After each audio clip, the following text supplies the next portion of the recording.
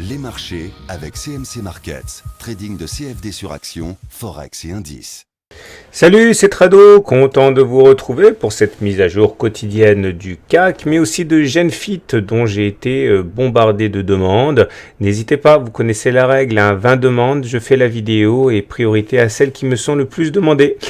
Donc au niveau des stats, ça va aller vite, une seule stat importante, très bonne aux États-Unis avec une très forte baisse du chômage et ça nous amène au graphe du jour qui est franchement très intéressant. Tout d'abord, vous pouvez le voir que l'objectif qui était assigné a été atteint. Je martelais depuis pas mal de temps que dès qu'on réintégrerait les Bollinger, et bien normalement le tarif de base ce serait d'aller chercher la M7. C'est chose faite. On a failli la toucher hier, mais c'est bien aujourd'hui qu'on a touché la moyenne mobile à cette séance. Donc ça, comme le disent les jeunes, c'est fait. Et donc du coup, j'enlève ma M7 parce que maintenant elle me sert plus à grand chose. Et comme ça, ça va être plus propre. Alors moi, ce qui m'intéresse en fait ici, c'est la nature de ce gap qui est vraiment très intéressante. Ce gap est intéressant parce que vous savez, j'avais envisagé déjà depuis pas mal de temps qu'il s'agissait soit d'un gap d'essoufflement, soit un gap de continuation. Tout dépendait de la manière dont il serait rebouché ou pas.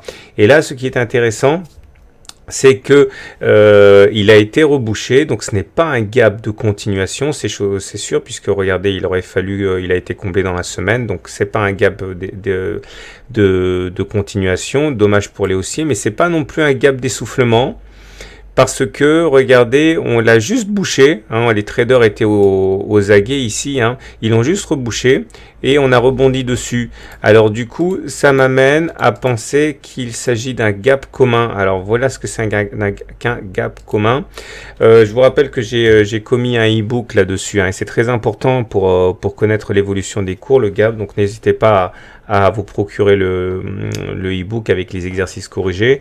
Donc en gros, le gap commun, c'est un gap qui apparaît de manière assez courante, d'où le nom, et qui aura ceci de particulier qui va être rebouché assez facilement, invalidant à la fois le scénario de gap d'essoufflement et celui de gap de continuation. On va le trouver généralement dans des trading ranges, ça veut dire dans des rectangles, dans des canaux horizontaux comme ça. Et regardez ici, on en a une belle succession sur le CAC. Gap, rebouché, gap, gap, gap. En fait, ce sont des gaps qui vont apparaître comme ça, mais qui sont absolument pas significatifs et qui laissent justement envisager le fait qu'on soit en train de construire un rectangle de consolidation. Alors, si j'en parle, c'est parce que je pense qu'aujourd'hui, on a la preuve qu'on a rebouché ce gap qui doit être à mon avis un gap commun. Et ça m'arrange un petit peu cette histoire parce que j'avais déposé ici les ratios de Fibonacci et j'avais expliqué que généralement quand on consolide, on va chercher le niveau de Fibonacci directement inférieur qui est ici à 5445 et le fait que ce soit un gap commun m'incite à penser qu'on est peut-être en train de faire un trading range entre les plus hauts ici à 4776 et donc vous l'aurez compris, le niveau de Fibonacci ici, les 4545. Ça me semble à mon avis assez crédible.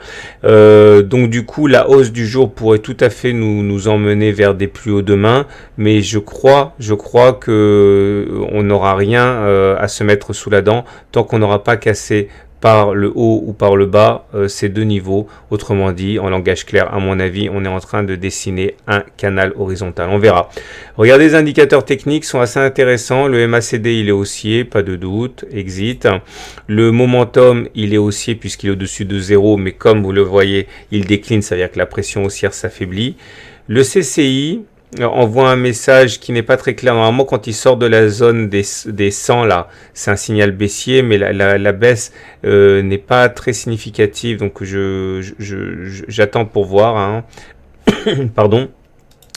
Et les volumes toujours assez faibles montrent que voilà, il n'y a pas de conviction ni à la hausse ni à la baisse. Donc à mon avis, je suis pas le seul à penser à une période de consolidation et tout le monde va sans doute attendre avant d'y voir un petit peu plus clair. Donc faisons simple, gap rebouché, c'est l'information la plus importante à noter. À mon avis, il s'agissait d'un gap commun et du coup, pour moi, on va être dans l'expectative tant que on ne sort pas de la zone 4675, 4652. Donc à mon avis, là, on risque de faire des oscillations.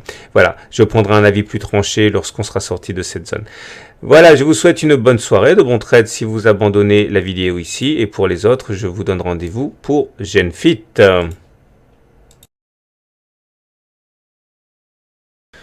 Alors, chose promise, chose due, voilà la mise à jour de l'analyse technique de GenFit qui m'a été demandée de très nombreuses fois. On va reprendre les choses depuis le début parce que c'est vrai que, en fait, ce que j'ai dit il y a quelques semaines reste d'actualité, hein, mais on va quand même faire un point. Tout d'abord, la tendance. Alors, il y a plusieurs façons de voir la tendance. La tendance, c'est d'abord la position des hauts et des bas successifs. Là, vous voyez, les hauts sont systématiquement ascendants et les creux sont également ascendants. Ça veut dire que la tendance de fond est haussière. Et vous remarquerez également que tant que l'on n'inscrit pas des pics et des creux descendant, eh bien il peut se passer ce que l'on veut, on sera toujours en tendance haussière. Donc le niveau à surveiller, c'est le niveau du précédent creux, à savoir les 30,6 €.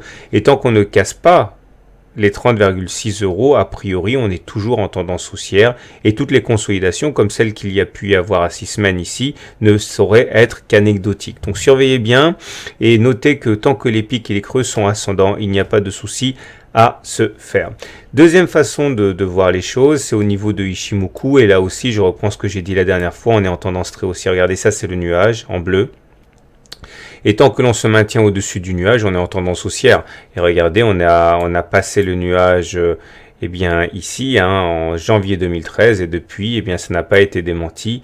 Donc on est toujours en tendance haussière tant qu'on l'on est au-dessus du nuage. Ça veut dire que tant qu'on ne passe pas en dessous des 28 €, qui est en fait la sortie du nuage, on sera en tendance haussière. Donc à ce niveau également, il n'y a pas trop de soucis à se faire. J'aimerais également parler de la dernière chose qui s'est produite dans la vidéo, parce que ça pourrait vous servir par la suite. J'avais dessiné ici une oblique sentinelle sur le RSI, qui correspondait en fait sur le même laps de temps à l'oblique que l'on retrouvait sur GenFit.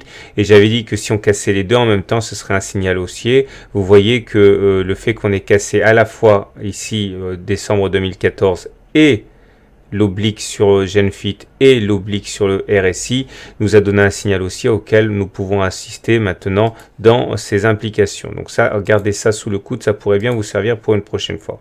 Au-delà, remarquez le RSI qui est au-dessus de 70, qui est donc dans sa zone de surachat. Ça, c'est un signal qui est haussier.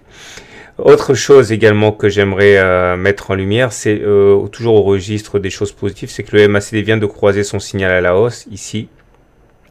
Et la dernière fois que ça s'est produit, c'était là. Et regardez la hausse qu'il y a eu. Donc là aussi, c'est un élément supplémentaire très positif. Maintenant, on va se débarrasser de tout ça et zoomer sur le cours lui-même. Donc, comme vous pouvez le voir, tout semble effectivement se produire de la manière la plus favorable qui soit pour GenFit. En plus, on vient de faire un T1. Enfin, on est en train de faire un T1, on est jeudi. T1, ça veut dire que vous avez une clôture au-dessus de la Bollinger supérieure.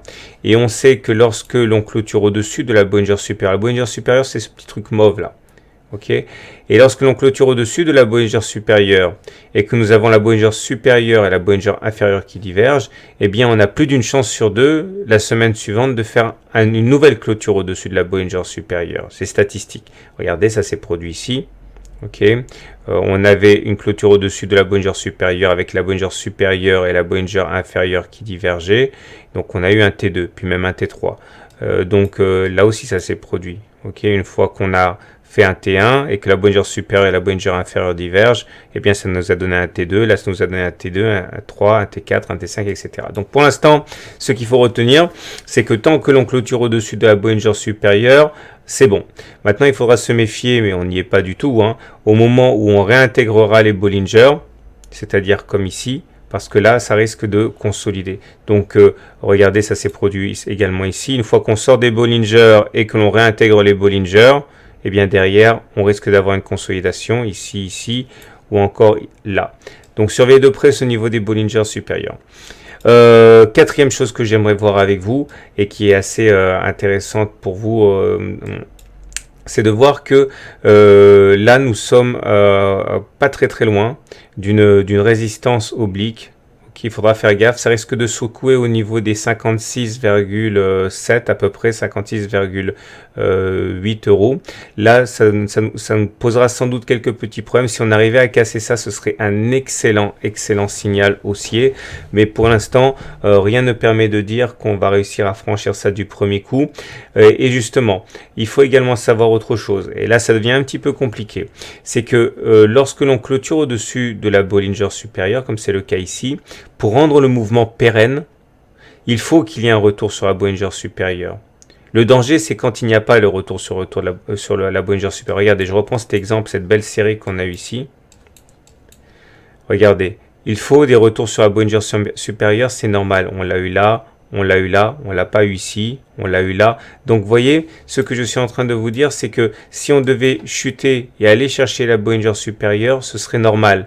Et il ne faudrait pas en déduire déjà que la tendance haussière est terminée. Encore une fois, l'élément qui serait dangereux, c'est de clôturer à l'intérieur des Bollinger. Mais un simple retour sur les Bollinger supérieures ne doit pas vous inciter à paniquer. D'accord? Voilà. Donc pour faire simple, la tendance elle est super haussière pour le système Ichimoku, pour le système de dos. Un retour sur la Bollinger supérieure, s'il devait arriver, serait 1 normal, 2 sain.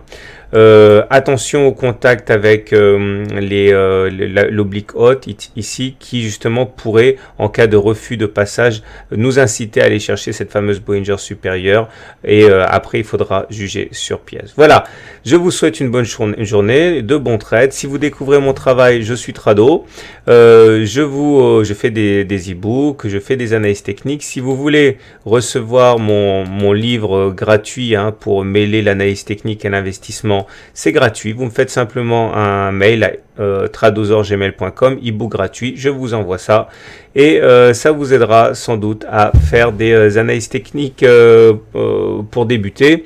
Et dernière chose, n'oubliez pas que cette analyse technique est purement technique, les fondamentaux n'ont pas du tout été pris en considération et il faut savoir que le fondamental a plus d'importance que le technique qui est juste un outil de timing. À très bientôt pour la mise à jour.